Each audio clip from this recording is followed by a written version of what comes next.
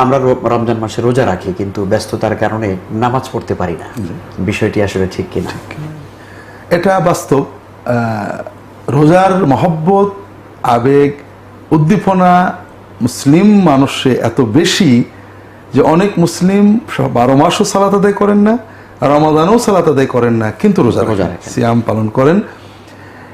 এটা একটা অদ্ভুত ব্যাপার যে মোমেন 5 মিনিটের ইবাদতটাকে কষ্টকর মনে করেন, কিন্তু 15 ঘন্টা 16 ঘন্টা না খেয়ে থাকেন। এটা ইমানের কারণেই হয়।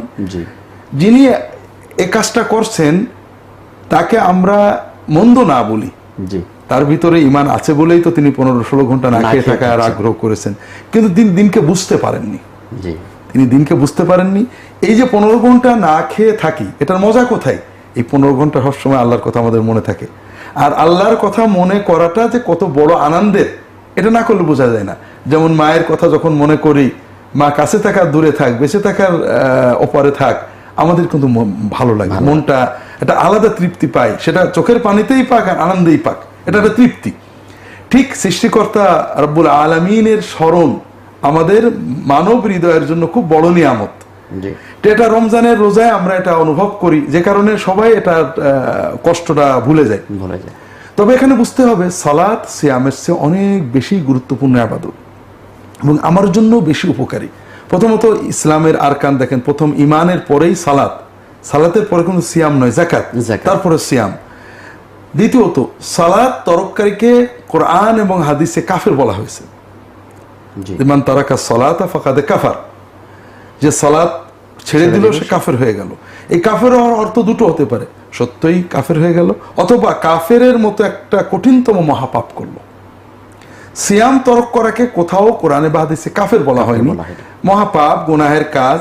আর পাপের চেতনাটা কি?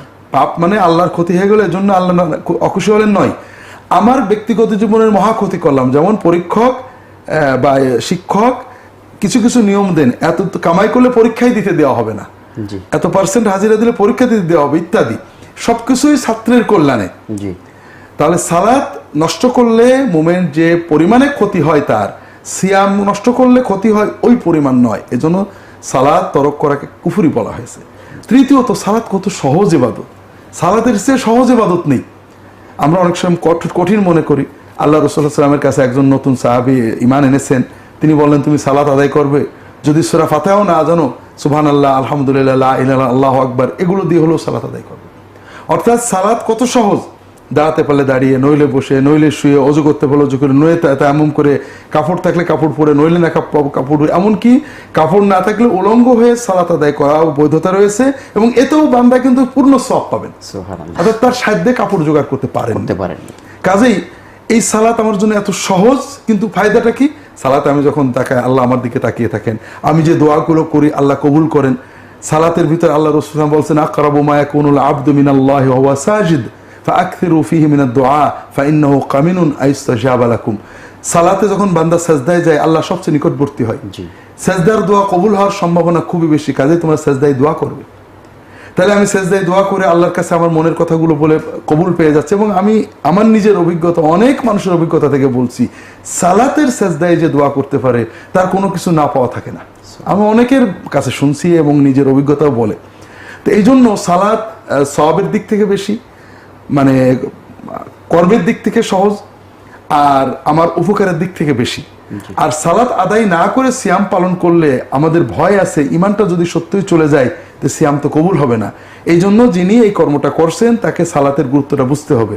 আরো মজা আছে, সালাত সহজ, উপকারী এবং আমাদের জন্য কল্যাণকর।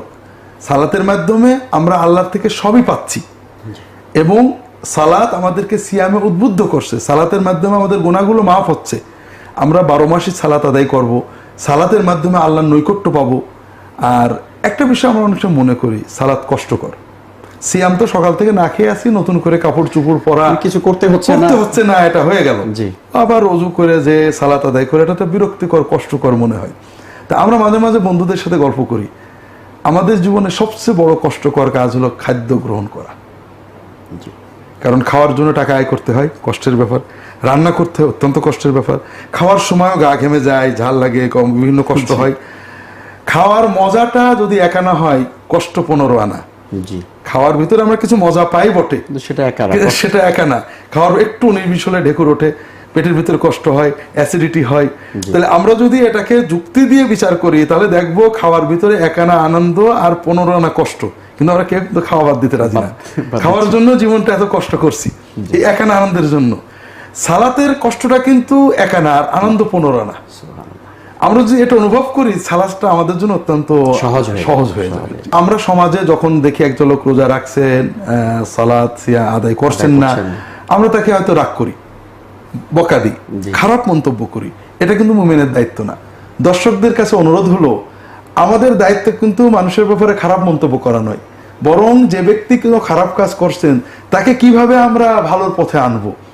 সিয়াম পালন করছি রমাদান মাসে, আমরা চেষ্টা করি না রমাদানে যিনি সিয়াম পালন করেন, সালাত আদায় করেন না, তিনি আমার মুমিন ভাই, তার ইমানের কারণেই তিনি সিয়াম পালন করছেন, তাকে যদি অনুরোধ করে আমরা সালাত আদায়কারী বানাতে পারি, এটাই আমাদের সফলতা। প্রত্যেকে চেষ্টা করব কিছু নতুন ভাইকে নামাজি বানিয়ে ফেলার।